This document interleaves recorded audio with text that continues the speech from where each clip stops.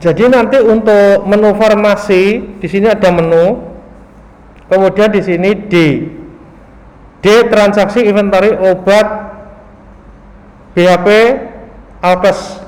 Jadi di sini. Jadi ini menu-menu untuk farmasi dan untuk laporannya nanti juga ada di sini. Nah, ini lumayan banyak. Sebelum ini saya lanjut, ini saya jelaskan dulu ya. Jadi di sini itu ada industri farmasi, ada supplier, ada satuan barang, ada metode racik, ada konversi satuan, kemudian ada jenis, ya kan? Jadi industri farmasi itu maksudnya industri farmasi yang menyuplai ke kita, misalkan Sanbe Pharma. Kalau mau menambah, diklik baru. Contohnya ini coba. Nah, ini cuma saya ya. Coba, kemudian kotanya misalkan Mesuji. Nah, kemudian Nortel punya berapa disimpan. Ini kalau mau menambah industri farmasi baru. Kemudian saya keluar lagi, di sampingnya lagi di sini ada supplier. Suppliernya siapa?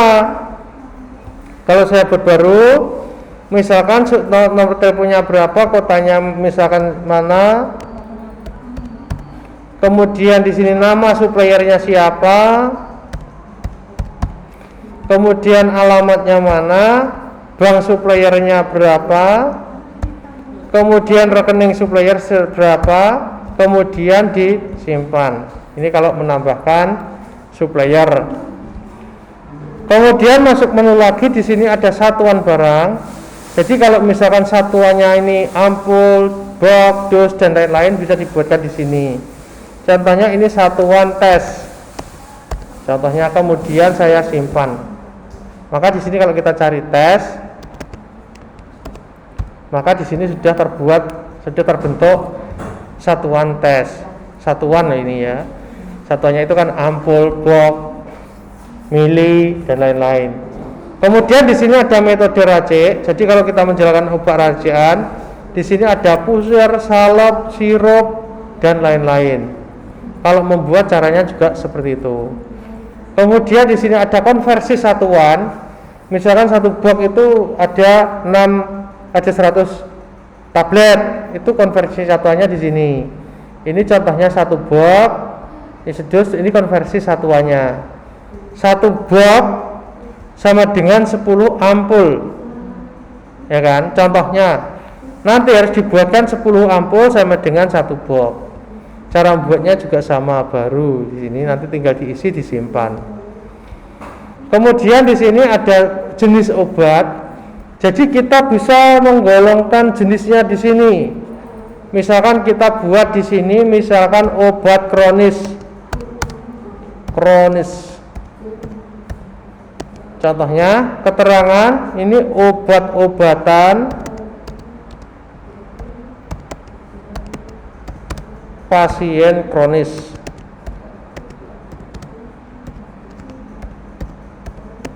Kemudian di sini saya simpan. Nah, jadi di sini obat kronis. Jadi ini nanti menyesuaikan sendiri. Kemudian setelah itu ini untuk jenis, kemudian di sini ada kategori. Kategori kalau ini ada formularium RS, Fornas, generik, non formularium, non Fornas, non generik, nanti bisa ditambah. Kemudian di sini ada golongan obat. Golongan obat nanti ada narkotik, non psikotropika, obat keras, pareto dan lain-lain. Nih, cara buatnya juga sama. Kemudian di sini obat Alkes BHP. Silahkan dibuka, di sini merupakan master obat. Jadi misalkan ada obat baru, maka harus membuat di sini. Ya, ini membuat namanya saja. Oke, sudah? Klik baru di bawah. Ya. Ini kita membuat baru. Industri farmasinya apa tadi yang kita buat? Kimia Farma. Nama barangnya apa? Misalkan nama barangnya ini paracetamol.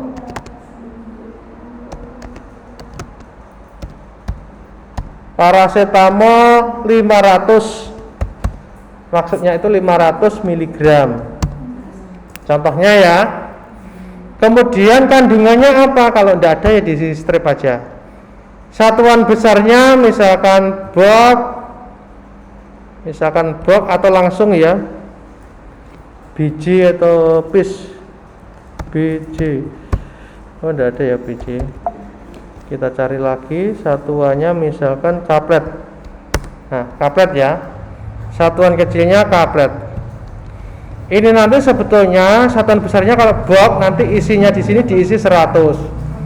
Jadi box nanti di 100. Kalau kaplet berarti ini misalkan kalau tidak digunakan per box diisi 1. Kemudian di sini ada kapasitas, yaitu kapasitas obat nanti kalau dipakai untuk racian. Misalkan di sini saya ketik 500 karena 500 mg. Jenisnya misalkan obat ini misalkan obat keras contohnya. Kemudian kategorinya generik, golongannya kemudian misalkan obat bebas. Harga dasarnya berapa? Misalkan 1000. Harga belinya berapa? Misalkan 1100. Kemudian kita enter. Nah, di sini kenapa langsung terisi semuanya? Jadi tarif ini nanti bisa terpisah harga beda-beda. Ini karena ada setelan farmasi, jadi setelan obat. Jadi ini diambil kurang lebih sekitar 32%. 20% atau 32 ya, nanti dilihat aja. Jadi ini bisa dirubah buat beda-beda. Obat itu harga kelas 1, kelas 2, kelas 3 dan lain-lain. Kemudian di sini ada stok minimal barang. Misalkan saya isi 10. Stok minimal barang ini bukan stok obat loh ya. Ini stok minimal. Stok minimal itu obatnya nanti kalau tinggal 10 waktunya belanja nanti tinggal dilihat di listnya. Jadi ini kalau saya simpan.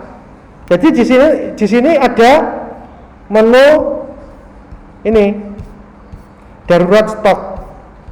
Darurat stok. Jadi ini nanti obat-obat yang stoknya minim muncul di sini.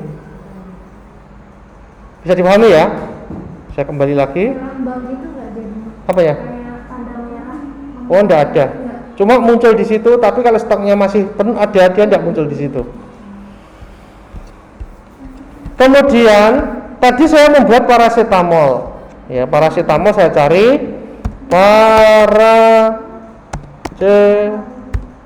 Nah, ini ya. Paracetamol 500 ini ya, miligram tadi ini ya. Ini stoknya masih kosong. Kalau kita lihat klik kanan, di sini ada tampilkan stok per lokasi di apotek. Kalau kita lihat paracetamol ini nanti stoknya masih 0. Jadi di sini itu kita membuat nama obat dan harga itu masih belum ada stoknya. Bagaimana kalau supaya ada stoknya? Stok ada 3 pemasukan. Yang pertama dari pembelian, pengadaan, hibah. Kemudian nanti kalau untuk dasar pertama itu di stok opnam. Jadi contohnya aja saya masuk di stok opnamnya. Lokasinya tadi di apotek. Contohnya aja. Keterangannya saya step. Saya cari di sini paracetamol. Paracetamol 500 mg yang kaplet. Nah, ini kan.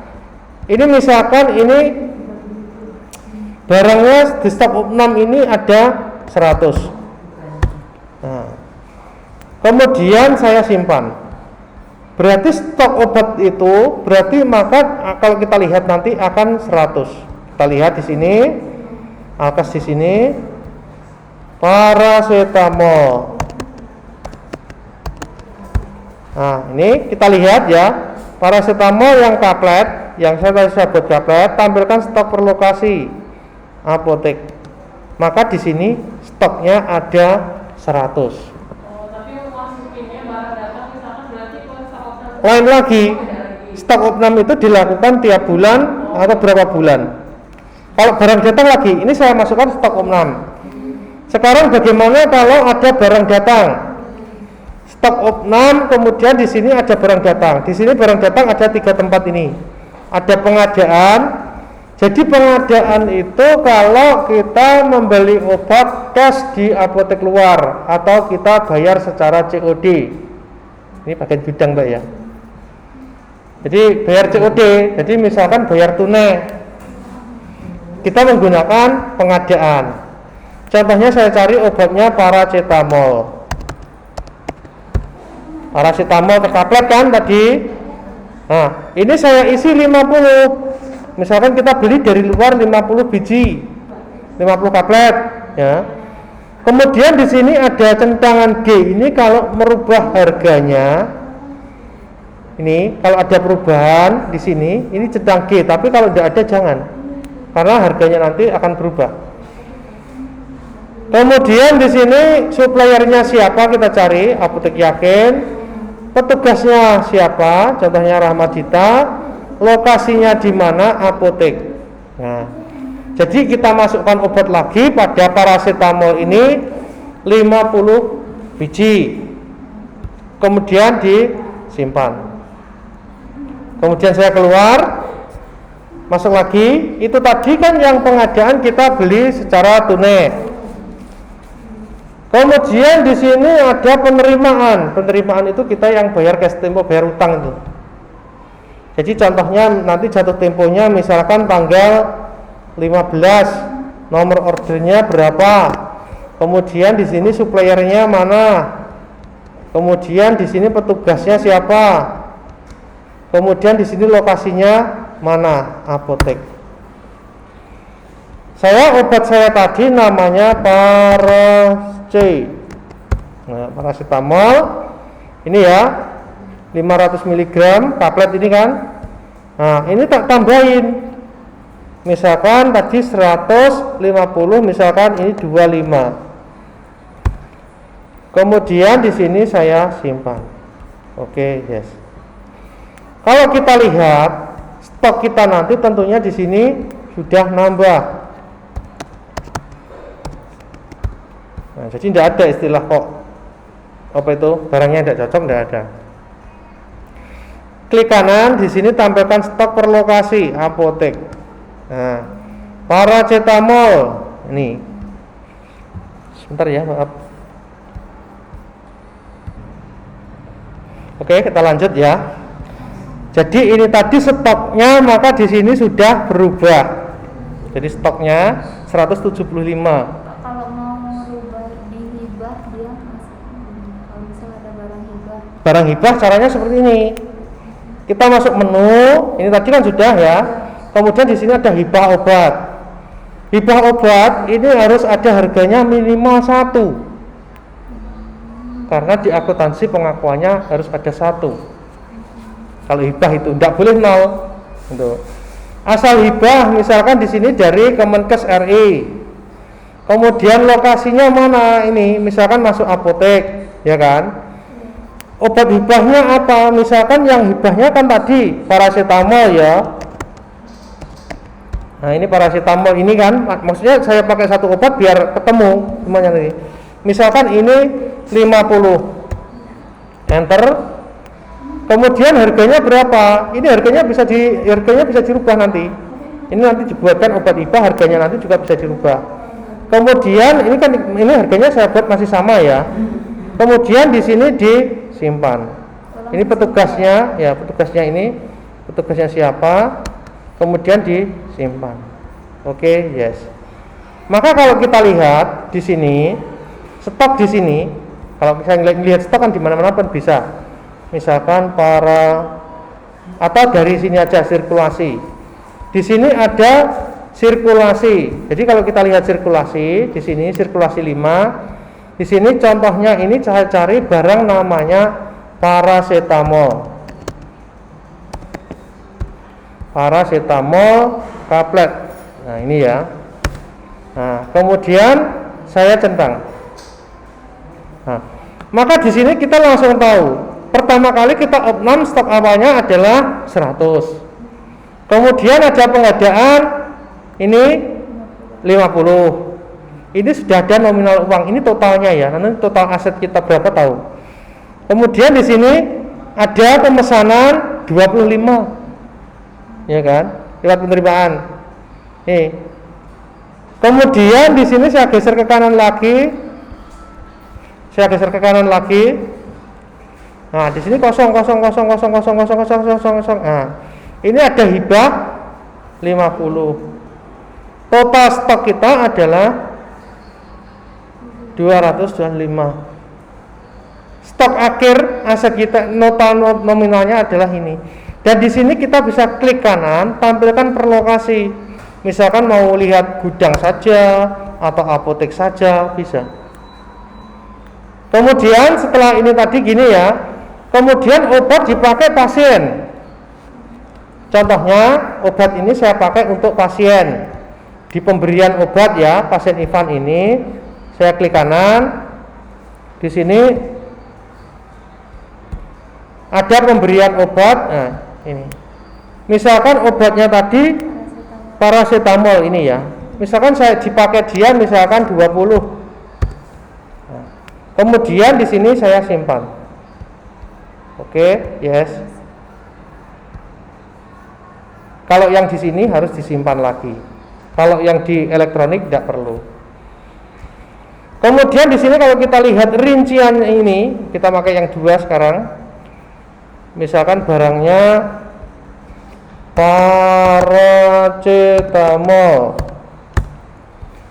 paracetamol yang kaplet. Nah, ini ya. Saya centang di sini biar muncul barangnya. Jadi kita bisa tahu pengadaannya apa, pemesanan, penjualan ke pasien. Datanya ada semuanya kan, cocok kan satu obat. Kemudian tadi kalau saya lihat lagi di sini, kalau kita mau lihat lagi di sini ada namanya riwayat obat, kartu stok. Nah, kartu stok saya cari di sini. Misalkan namanya obatnya paracetamol. Nah, paracetamol kaplet yang ini kan tadi. Lokasinya saya cari di apotek. Kemudian saya centang. Nah, di sini kita stok paracetamol ada masuk 100, stok akhir 100 op 6. Jadi ini nanti siapapun yang melakukan itu nanti akan ketahuan. Kemudian ini ada 500 ada masuk lagi. Ini stoknya akhirnya jadi ini. Ya kan? Kemudian ini 225 totalnya masuk dipakai pasien 20, keluar 20 jadi 205. Cocok apa enggak kira-kira? Jadi biasanya obat farmasi itu biasanya teman-teman enggak ngelihat cocok obatnya, yang penting aplikasi dipakai. Tapi kalau kita buktikan di sini bahwa aplikasi kita cocok. Seperti itu. Kalau ternyata nggak sama yang di sini dengan di sini. Kalau tidak sama, setiap bulan kan ada penyesuaian namanya stok op 6. Tiap bulan, tiap Contohnya ini ya, lokasinya apotek. Misalkan barangnya ini paracetamol.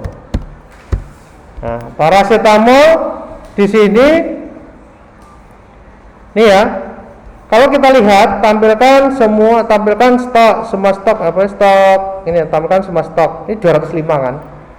Misalkan ini barangnya ternyata ada 200. Maka di sini kalau kita geser ke kanan, ini ya. Berarti ada selisih hilang. Barang yang hilang itu selisih. Kalau lebih ya lebih, kalau selisih. Dengan nominal hilangnya itu adalah uang 5.000. Seperti itu. Jadi ketahuan. Ketahuan semuanya menggunakan sistem. Juga ketahuan. Ini bisa jadi hilang, bisa jadi kita lupa naruh tempatnya. Seperti itu. Bisa dipahami ya sampai sini? Tadi sudah saya jelaskan mulai dari situ sampai ke itu. Kemudian di sini nanti kalau kita lihat, misalkan ada Pak DPR kesini minta obat, contohnya loh ya.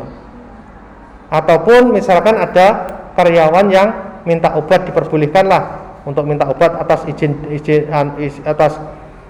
dari direktur. Kemudian di sini kita cari menunya adalah masuk di stok keluar medis.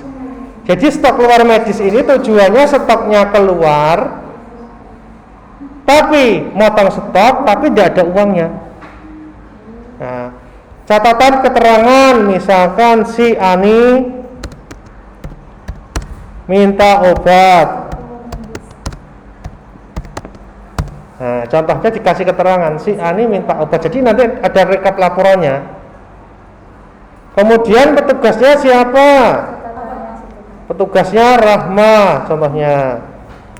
Obatnya paracetamol. Misalkan ini, misalkan saya pakai 5. Saya enter, kemudian saya simpan. Oke, yes. Jadi ini laporannya nanti ada siapa yang minta obat, siapa yang keluar untuk di sini laporannya ada dan tinggal dicetak. Data stok keluar medis.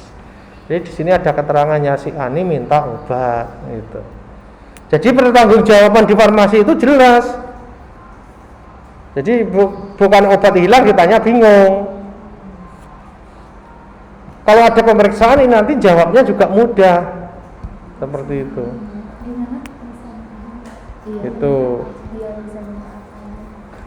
Itu untuk stok keluar medis. Kemudian ingin tahu aset kita berapa, misalkan aset obat itu seluruhnya berapa tadi sudah. Kemudian di sini ada, misalkan kita ingin melacak penggunaan obat ini pernah digunakan siapa saja. Kita misalkan nyari narkotik, di sini ada pengguna obat alkes dan resep. Kemudian di sini kita centang, jadi kita bisa tahu larinya obat itu kemana. Nanti kita bisa ketahui semuanya, digunakan ke pasien siapa, dilacak bisa. Nah, ini contohnya. Ini ya. Ini ada Atrios ini digunakan di rawat inap dengan nama pasien, alamat pasien ini dokter Persep ini dengan pasien Deta Anggelia. Jadi kita bisa tahu obat ini digunakan siapa, bisa dilacak di sini. Seperti itu. Jadi di sini bisa dilacak semuanya obat ini digunakan oleh siapa. Bisa dipahami ya? Oke, saya kembali. Kemudian di sini ada menu lagi di sini. Di sini sebetulnya darurat stok. Darurat stok di sini adalah yang tadi asalnya. Jadi obatnya stoknya yang di bawah dari kita masukkan tadi, maka dia akan muncul di sini. Maka di sini obat-obat yang waktunya belanja kita bisa tahu. Bisa dipahami ya? Kemudian di sini ada lagi. Ini ada lagi di sini ada 10 obat terbanyak poli. Jadi kalau yang digunakan poli itu yang terbanyak poli mana kita bisa tahu. Nah, ini yang banyak menggunakan adalah IgD dengan jumlah obat sekian, nilai obat sekian. Kemudian saya menu lagi. Kemudian di sini ada PPN, kadaluarsa bed, sisa stok kalau mau lihat sisa stoknya. Kemudian obat per resep. Jadi kalau kita ingin mengetahui obat per resep, nanti tinggal diklik di sini. Nah, jadi obatnya siapa, nomor resepnya berapa, isinya berapa, bisa diketahui di sini. Obat per resep. Bisa difilter berdasarkan per poli, bisa difilter berdasarkan dokter, bisa difilter berdasarkan cara bayar.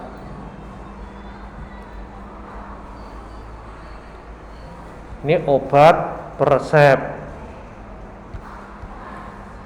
Kemudian di sini saya lanjut lagi. Di sini ada 10 obat terbanyak poli. Jadi kita bisa tahu obat apa saja sih yang terbanyak digunakan itu.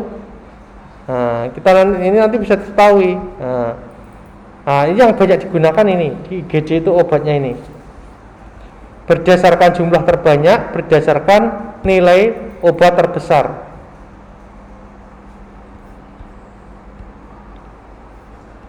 Kemudian di sini ada laporan rekap obat per poli. Jadi kita bisa tahu rekap obat per poli, IGD menggunakan ini, totalnya ini, biayanya ini, poliopjin menggunakan ini, totalnya ini, embalasenya sekian, tuslahnya sekian. Kemudian di sini ada rekap obat per pasien. Jadi rekap obat per pasien berdasarkan tanggal masuk. Contohnya ini ya.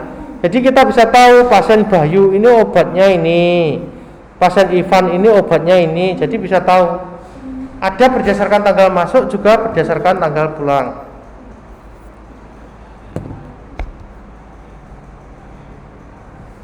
Kemudian sesuk menu lagi, di sini ada verifikasi penerimaan obat Alkes BHP. Jadi nanti ada verifikasinya nanti. Kemudian di sini saya ke atas, di sini ada sirkulasi 1 sampai 5 ini merupakan kita ingin melihat, ini kan ada pilihan-pilihan. Jadi ada yang stoknya tidak ada uangnya, ada stok saja. Nanti 5 ini bisa silakan dilihat. Kemudian di sini ada keuntungan penjualan, ini kayak untuk keuntungan penjual bebas, keuntungan beri obat, ini keuntungan beri obat ke pasien, keuntungan beri obat 2 ke pasien juga. Kalau saya lihat di sini, kita bisa tahu keuntungan hari ini berapa. Di sini totalnya 373.888. Jadi kita bisa tahu semuanya sampai keuntungannya obat.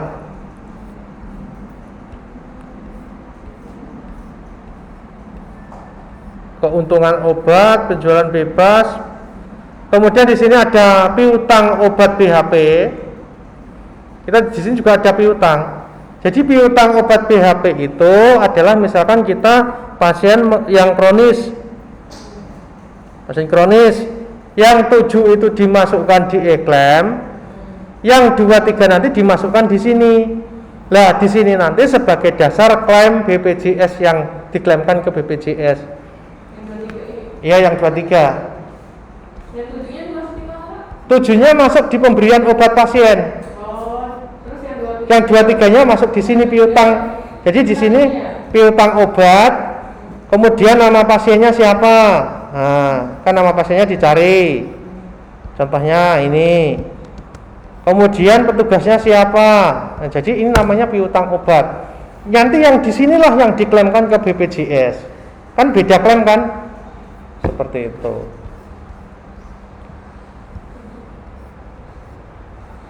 Kemudian saya lanjut lagi. Ini ada mutasi obat. Mutasi obat beda ya. Kalau yang tadi stok keluar, kalau stok keluar itu dianggap stoknya habis. Tapi kalau mutasi berarti stok di farmasi berkurang, berpindah ke ruangan. Bisa dipahami? Mutasi. Misalkan ini dari apotek, kemudian misalkan ke IGD, ini dimutasi, berarti nanti stoknya berada di sana. Contohnya paracetamol, ini misalkan saya mutasi 10, keterangannya saya strip, keterangannya dikasih keterangan, nanti kemudian disimpan. Maka barang ini, barang farmasi ini akan berpindah ke sana, berpindah ke IGD. Laporan mutasi nanti dilihat di sini, nanti tinggal dicetak. Mutasi obat Alkes. Jadi laporan mutasi nanti tinggal dilihat, dicari. Sistemnya kayak langkah orang dari ruangan ke gudang gitu ya? Iya. Di situ ada juga di sini permintaan obat. Permintaan obat ini asal permintaan mana? Contohnya aja misalkan dari ICU. Pegawainya siapa? Misalkan contohnya ini ditujukan kemana? Kemudian ditujukan ke misalkan gudang. asal permintaan ini ditujukan ke misalkan issue aja ya. Kemudian di sini disimpan. Oh iya, maaf, permintaannya masih kosong.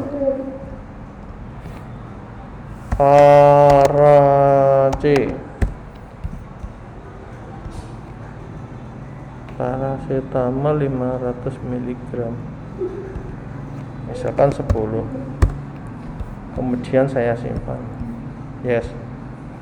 Nanti kalau lihat di sini permintaan itu nanti bisa diklik kanan di sini disetujui mutasi, setujui stok keluar. Kalau tidak disetujui berarti ya tidak dipindah ke sana. Kalau disetujui mutasi berarti stok yang berada di farmasi pindah ke sana. Kalau stok keluar misalkan ini untuk kayak Hanskun dan lain-lain yang untuk itu nanti kalau disetujui stok keluar berarti kan dianggap di sana itu sudah habis.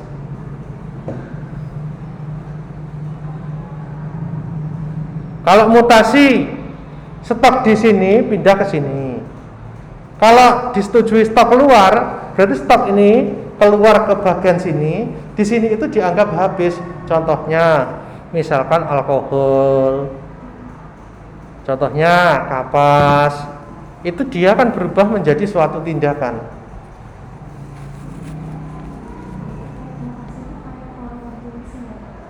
Seperti itu.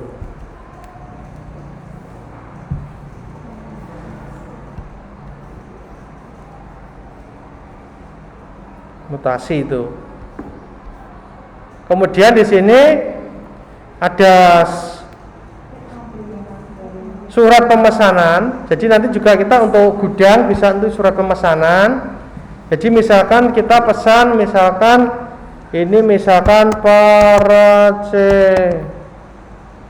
paracetamol 500 mg kaplet. Misalkan pesan ini misalkan 12. Kemudian suppliernya siapa? Misalkan AM.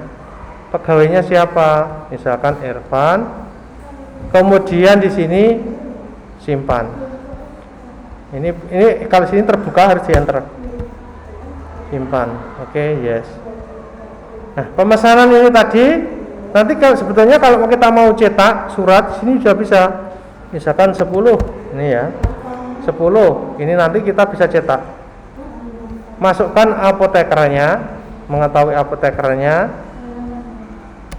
Kemudian kepala bagiannya. Kemudian cetak surat pemesanan.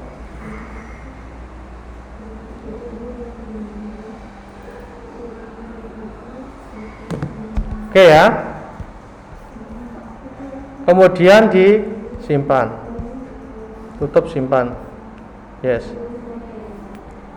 Nanti kalau lihat ini di sini diapain? Barangnya sudah datang. Proses pesan misalkan sudah datang.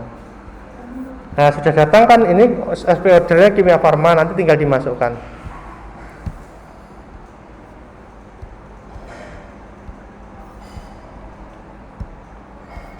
Tadi sudah. Kemudian ini nanti untuk lihat laporan yang lain, di sini ada menu. Di sini menu olah data tagihan menu H. Yang paling atas itu ada laporan obat. Jadi bisa tahu laporan obat per poli, obat per kamar, obat per dokter, obat per resep rawat inap, obat per dokter per resep, obat per cara bayar. Silahkan dilihat ini.